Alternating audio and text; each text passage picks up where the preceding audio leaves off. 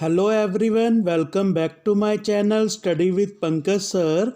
Today we are going to discussing components of income method.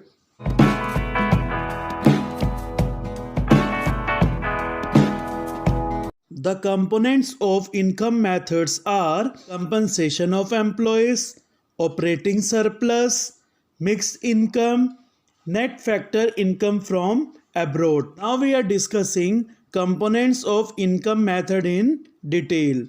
First component is compensation of employees. Do you know what is the meaning of compensation? Compensation means all form of paid and non-paid benefit given to employees for their contribution in the organisation. पहला component income method में क्या आता है? जब हम national income को calculate करते हैं तो वो क्या है? Compensation of employees. Compensation of employees का मतलब ये होता है कि किसी भी ऑर्गेनाइजेशन में एम्प्लॉय काम करता है, उसके बदले ऑर्गेनाइजेशन एम्प्लॉय को पेड यानी कि मोनेटरी फॉर्म में और नॉन मोनेटरी फॉर्म यानी कि नॉन पेड फॉर्म में जो भी बेनिफिट देती है उसको क्या कहा जाता है? Compensation system. जैसे पेड फॉर्म में क्या होंगे? Wages and salary. Non paid form में क्या होंगे? Gym membership, dairy allowances, house rent etcetera.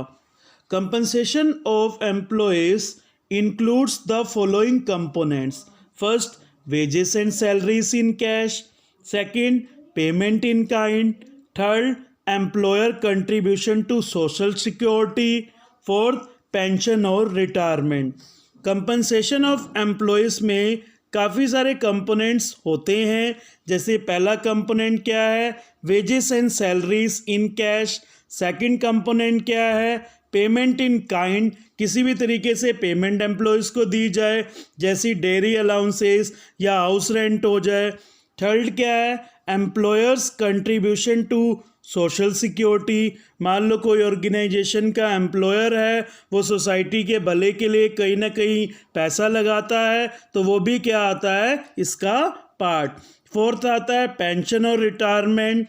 Pension और रिटायरमेंट जो एम्प्लॉयज़ को दी जाती हैं वो भी कंपनसेशन ऑफ एम्प्लॉयज़ का कंपोनेंट्स होता है।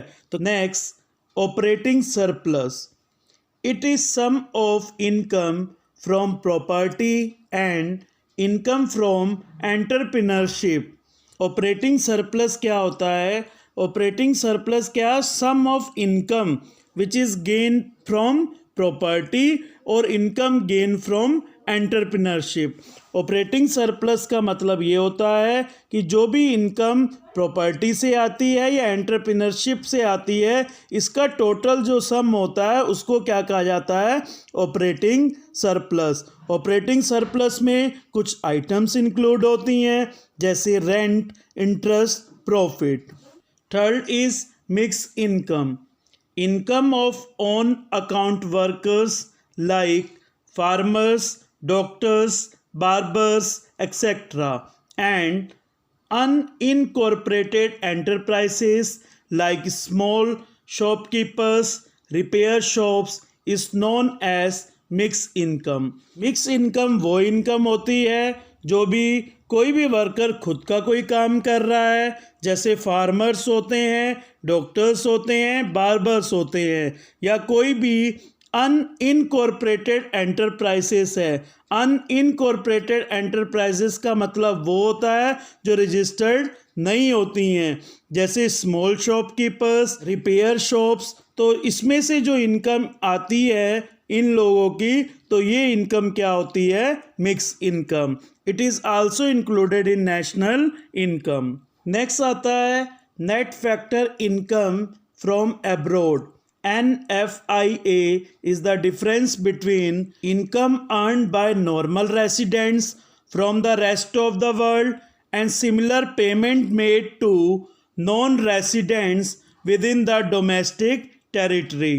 Net factor income from abroad का मतलब ये होता है कि हमारी कंट्री के कितने रेसिडेंट्स हैं जो रेस्ट ऑफ वर्ल्ड से इनकम अर्न कर रहे हैं, और हम कितने नॉन रेसिडेंट को पेमेंट कर रहे हैं डोमेस्टिक टेरिटरी से, तो इनका जो डिफरेंस होता है वो net factor income from abroad होता है।